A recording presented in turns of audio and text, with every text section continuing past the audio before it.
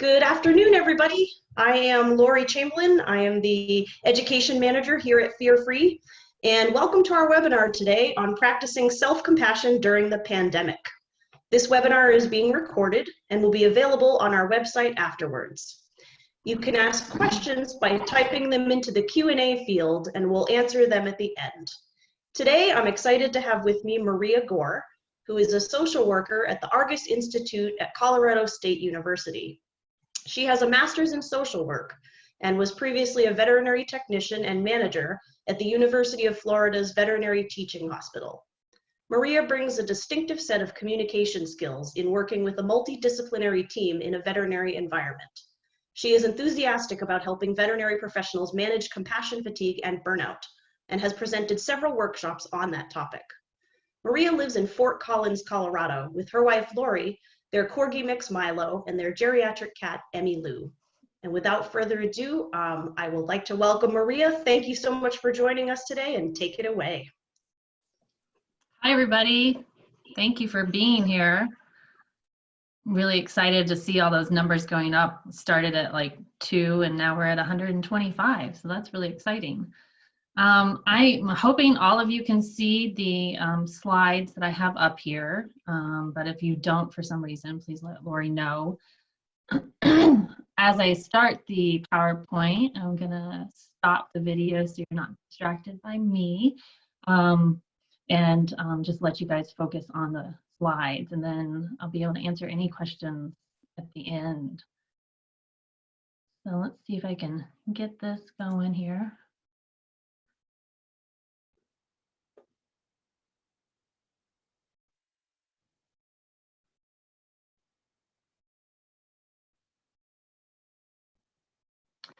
So the first slide is self-compassion. So we'll talk a little bit about the definition of self-compassion. And the Cliff Note version is that we give ourselves the same kindness and care that we would give to a friend or a loved one. And self-compassion is the same as having compassion for other living things.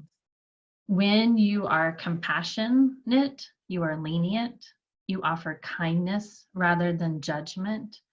And I love this quote. I just heard it the other day and just adapted it a little bit. But compassion is the ability to hold pain with love and kindness instead of judgment. When you think about someone that you care about who's suffering, you seek to soothe them, comfort them, reassure them, and not judge them. You hold their suffering in love and kindness. And during this pandemic that we're facing, there are so many that are worthy and deserving of our compassion and our empathy. And self-compassion, in the practice of self-compassion, reminds you to include yourself in the circle of compassion and hold your own suffering in love and kindness.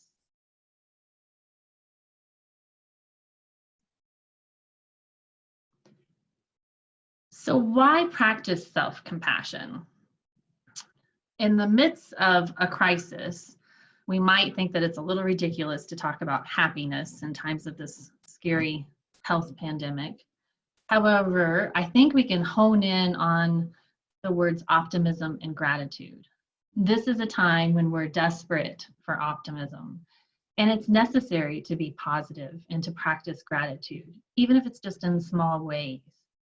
Just as you want to stay informed with the news, you also want to dream about the future plans that you had and take stock of what you're grateful for. And it does get easier to do this when you practice kindness, both to yourself and to others. And you may ask, why does self-compassion lead to more happiness and optimism? It's because practicing kindness takes you out of a space of negativity and into a feel-good space. And it's much easier to be grateful and to smile and to be optimistic when you feel good. So let's talk about the stress and the resilience pieces a little bit. Minimal stress, we know, aids in healthier immune systems and stronger immune responses, which is definitely something that we all need right now, right? Now, obviously, there are stressors during this time that we do not have a lot of control over. I mean, how the heck are we supposed to keep our stress levels down and low when we're overwhelmed with everything changing on a daily basis and just the whole situation at hand? I mean, how much really is in our control right now? We're in a world where we're anxious about a deadly virus attacking us if we go to the grocery store. You might be anxious about whether your job's going to be intact in a couple of months, or perhaps you're looking for a job right now. You may be anxious about a loved one who's a first responder, or maybe an elderly family member who you're worried about. There's so much anxiety and stress on so many different levels and for so many different reasons. And we can't control all those external stressors. They are real and they are legitimate. So what do we do to minimize stress during this time? One of the things that we can do is focus on what we can control. We can limit our news intakes, and we can intelligently choose those sources of news that we're getting and not spend hours upon hours reading articles that are perhaps just speculations of worst case scenarios. We can control how much time and energy we give those feelings of anxiety and stress. Another thing I think we can do is to set boundaries around, perhaps if you're working from home. For me, I'm working 1 week at home and 1 week on site at the hospital. So at home, it's for me, have found it difficult to shut down like a normal work day. And because when you have a workspace at home, it's really easy to step into that space at any time during the evening. Oh, let me just answer this email real quick because I thought about what I could do with that situation. So let me answer. It's just easy. Can you work on exerting, and can you exert some control over not stepping into that workspace, or moving that workspace to a place where it's not in the dining room if you can, move it somewhere else. Or shutting it down from the dining room and that's what I do. My workspace is generally the dining room, and I shut it down and I put it in another space until the next morning. And another thing that kind of comes to mind too is that now that we're connected with our work teams in so many different ways, I kind of feel like we're more connected. It's a little easy to feel the need to respond to those 9 p.m. text messages or emails. So there are ways that you can protect yourself and have some control around those areas. Maybe turning off your email notifications. Perhaps if you still are working on site, perhaps your control is over your downtime and your off days, and being wise about how you spend that downtime so that it's beneficial for your overall well-being and your stress levels. And I think the resilience piece here is really important, because if we are able to be kind to ourselves and drop any judgment around our reactions, our responses, our actions, maybe even our inactions during this challenging time, I believe this will work to strengthen our overall resiliency.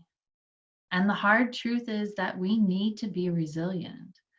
This is not going away in 2 weeks. Our new normal is developing and changing on a daily basis. And we need whatever tools we can use to build and maintain our resiliency.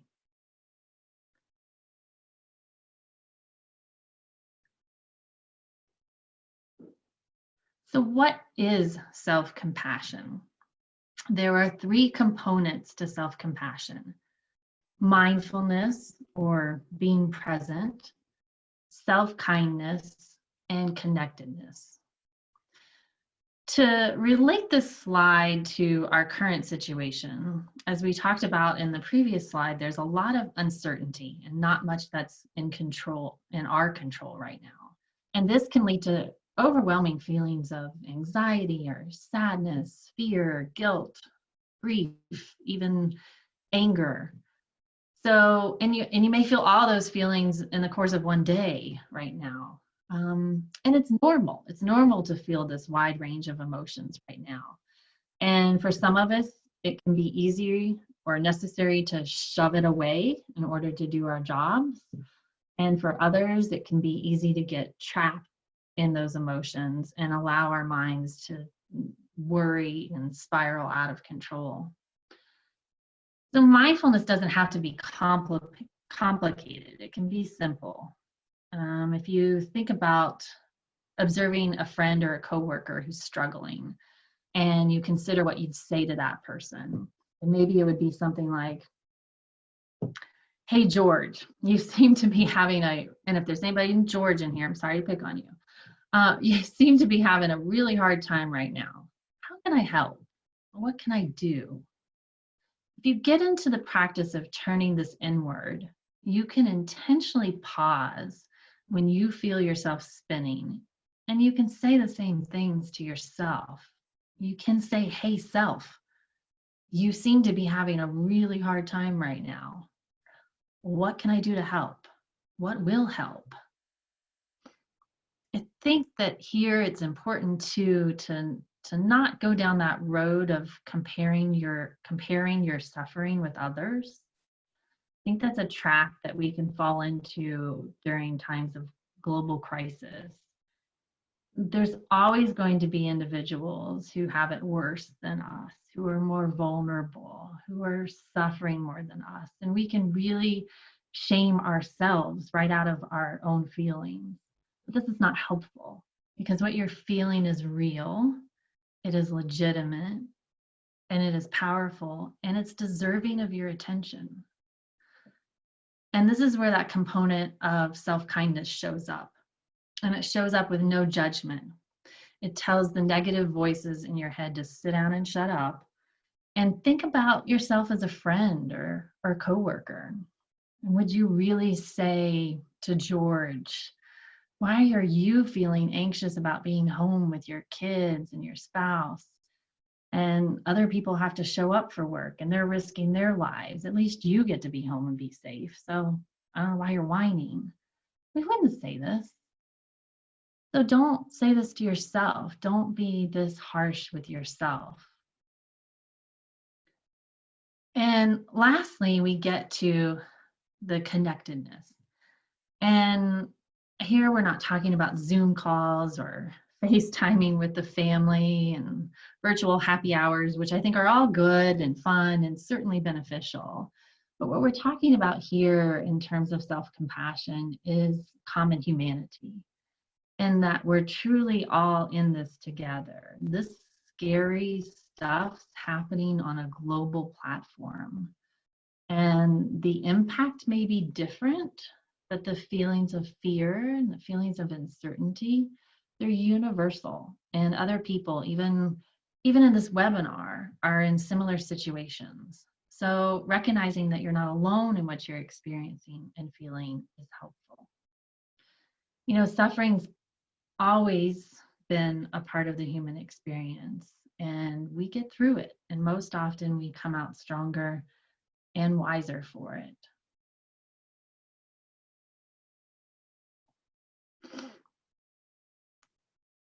So what does it look like to practice self-compassion? This little worksheet's not my creation, but I included it on here because I think it's a good, easy, and quick example of practicing self-compassion. So let's walk through it a little bit. So step one, and I'll for an example, I'll use fear as the emotion for walking through these steps. So often that step one, this is a moment of suffering. Often this is just labeling the feeling. I'm feeling really scared right now. So I labeled it. So I'm no longer in the middle of my work day or in the middle of this presentation thinking, I feel a little off. What the heck's going on with me? I can't focus. I've paused. I've taken a moment to identify what emotion is playing out. And sometimes you can take it a step further and identify how it's manifesting in your body. Do you feel shaky? Do you feel your heart pounding in your chest, tightness in your neck and your shoulders? Emotions almost always have a physical component to them, a physical manifestation. It can be helpful to take this extra step because it will help you in step 3 of this little exercise. So step 2, suffering is a part of life. This I like to think of as an act of normalizing what you're feeling. Again, recognizing that you're not the only person to feel this way. And that because I'm feeling scared doesn't mean that I'm weaker than others. It doesn't mean that I'm abnormal or crazy. It's a global crisis. So fear of the unknown is normal. And I can say that to myself in this, compassionate exercise. And the third step, may I be kind to myself. I like to think of this as the ask and act step as well. So what do I need right now in this moment of fear? What would help me? Am I in a place where I can talk to a friend or a coworker? Can I step outside and feel the sun? And if I did identify in step 1 that my heart's pounding, maybe taking some mindful breaths would be helpful. Perhaps, if you're at work and you only have time to say something kind to yourself, you don't have time to walk outside. It can be helpful, I think, to develop a bit of a mantra for yourself for these times.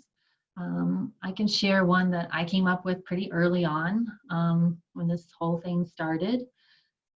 The news really impacts my stress level, and I want to stay informed, but I can find and feel that my anxiety increases. And sometimes during the day, if someone tells me about something that they've heard on the news, I can't turn them off like I can turn off the TV or change the channel. So if I feel that fear creeping up on me and I feel my, worries kind of spinning out of control and going to that worst case scenario, I found that a couple of words that just help me. And I will say to myself, I am strong, I am healthy, and I am going to grow old with my wife. This helps me. And sometimes I have to repeat it a couple of times and sometimes maybe do it with a couple of deep breaths, but it might be helpful to think about what kind of mantra, if you don't already have one, that you can just have in your back pocket to address some of those common emotions that might be impacting your daily life.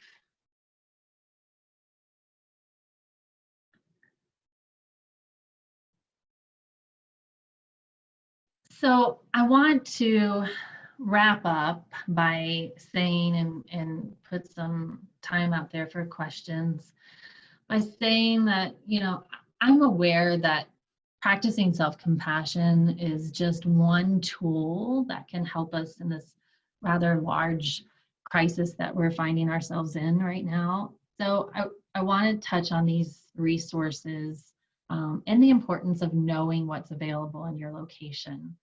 Veterinary professionals are an at-risk population, and the field is rewarding yet very often hard on the heart. And during this time, it can be even more of a challenge to keep your head above water. So if you're feeling overwhelmed and you need help, reach out to those that you trust around you. They might be feeling similar, and you might be helping somebody else. And if you don't feel safe doing that, know that there are other resources out there. The first one that I put on here is Mental Health America. And I included that on here because they have an abundance of resources for not just crisis intervention, but financial assistance and a whole bunch of other needs that have come up during this pandemic for some people. The Center for Mindful Self-Compassion is where I borrowed some of the information that I shared with you guys today. So if you're interested in more help with practicing self-compassion, visit their website, and they also have a great Facebook page. Lastly is my email. So if you have questions beyond what we're able to take today, or you'd like a copy of the slides or anything else, please don't hesitate to reach out. So thank you for your attention, and thank you for what all of you are doing to help us all of us collectively through this difficult time. And I hope that you are kind to yourself. Thank you so much, Maria. Really great information there. If you wouldn't mind answering a couple questions, we do have a couple questions come in. One from Fauna, who wanted to know if the self-compassion break exercise sheet, was that in one of the links, the last link that you shared? Is that where that came from? She wanted to know whether we could share that, where she could download it. Yes, I did find it from them. I also can, if you want to email me, I can send you the slides that have that on there as well. Okay, awesome. Thank you. And then a question from Stacy, who says mental health care is already severely limited in her area. So she wants to know, she as the manager, how can she help those in crisis? Yeah, I mean, I think there's a lot of great telemedicine that's coming up out of these. So I'm not sure where you're at, but I would research some of that. Try that website that I have listed, the mental health, and I can go back to that slide, perhaps here, just so Perfect. on there. Yeah, that would be great. Because they have some national resources as well.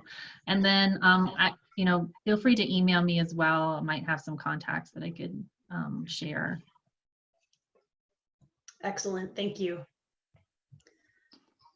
Do we have any other questions for Maria before we wrap up today? Looks like no. Looks like people have got their questions answered. So I want to say thank you to everybody who, oh, wait, a couple questions just came in. All right, question from Danny. I know you mentioned how easy it is for work to seep into the home life when you're working remotely. It seems to work the opposite way for me because I have a 2-month-old baby at home and no access to childcare. That seems to be a common, yeah, I've heard that before. Do you have any advice for trying not to be so hard on myself for getting distracted by him? Yeah, I mean, again, going back to, there are a lot of people in that situation. And it sounds like you're working from home and trying to juggle that, and just, good for you. And I can't even imagine. I mean, I have a puppy, which is no comparison, but the distractions are ridiculous. So yes, just be kind to yourself and try and stay in as much of a routine as you can. And if things happen that, just own it. If you're on a meeting and the baby starts crying, most people are going to be understanding of that. Excellent, great answer. Thank you. Question from Stephen. He wanted to know, there's a phenomenon called popping a cork, and I always thought you could see it coming before you blow, but he knew he was stressed but didn't see the cork about to pop. Why couldn't he see that? Wow, that's a tough question. Yeah, I think that especially in times like this, that we spend, I know for our hospital and my team that, when this first happened, our adrenaline was up. We were scrambling, trying to figure out how are we going to operate and continue to offer services, et cetera. And, that might come also on the personal level. What am I going to do with the kids out of school? How am I going to take care of the grandparent? All of those things. And so you operate on this certain sense of adrenaline and action, and then you tend to shove those feelings and those emotions back, and the pressure builds, right? So I love that analogy, Stephen, of the cork. So I wouldn't blame yourself for not, recognizing that you were about to blow, so to speak. It's hard in those times when you're just acting because of the situation. So I think, the more you get into the practice of self-compassion, and the more you intentionally pause and pay attention to what's manifesting physically, then you're more in tune with your emotions and can address them. Great, thank you. Yeah, I think most of us can empathize with that. I sure can. I mean, I'm sure most of the people out there just, you don't see it coming and you're just, why Mm-hmm. am I more cranky than usual? Why am I suddenly more irritable than usual? This Right. isn't Yes. me. Yep. So, Why am I snapping at my loved one? yeah, absolutely. A couple people asking for resources for low cost legal, financial, and mental assistance. Do you have any recommendations handy right now, or should people email you after the webinar? People can certainly email me. However, that resource that I have on the slide, the Mental Health America, I do recall seeing some legal resources there. So I would certainly look at that website as well, but certainly feel free to email me if you don't find anything there. Great, thank you. A question from Charlotte, who wants to know if you have a good resource for mantras that people could practice. I would check out the Center for Mindful Self-Compassion. I know in the workbook that they sell that they have some. They may have some on their website or their Facebook page. I think it's a pretty personal thing, but certainly some prompts would help. So yeah, I would check them out. Great. Question here from Rochelle. She wants to know if you have any tips for communicating with people who are showing signs of stress. Sure. Again, not knowing the situation, but showing that compassion. And I think now more than ever, not being afraid to ask those hard questions, particularly if you feel that, somebody is in danger of harming themselves. It's not going to make things worse by asking questions that are uncomfortable, such as, are you in a place where you feel like, you might hurt yourself? So being honest and perhaps self-disclosing if you are feeling stressed as well can kind of open up that door to make a safe place for somebody to share with you. It's a great answer. Yeah, empathizing with the person. It looks like we wrapping up on questions. Great So question. definitely, Thank you. yeah, definitely take down the information if you haven't already, that of all these resources that have been up on this slide that Maria is sharing right now. And we will wrap it up for today, guys. So thank you all so much for joining us. We really appreciate everybody being here. And thank you so much, Maria. That was great information. Pleasure to have you. You guys, Maria will be giving another webinar as well, right? Yes, in I believe 2 weeks from now. Yeah, so on if you collective liked vulnerability. Okay, great. So feel free to join her again at that webinar as well. Thank you very much, you guys. Check out our COVID-19 page on Fear Free Pets as well for additional resources on these times. So thank you guys. Have a great day. Bye-bye. Thank you.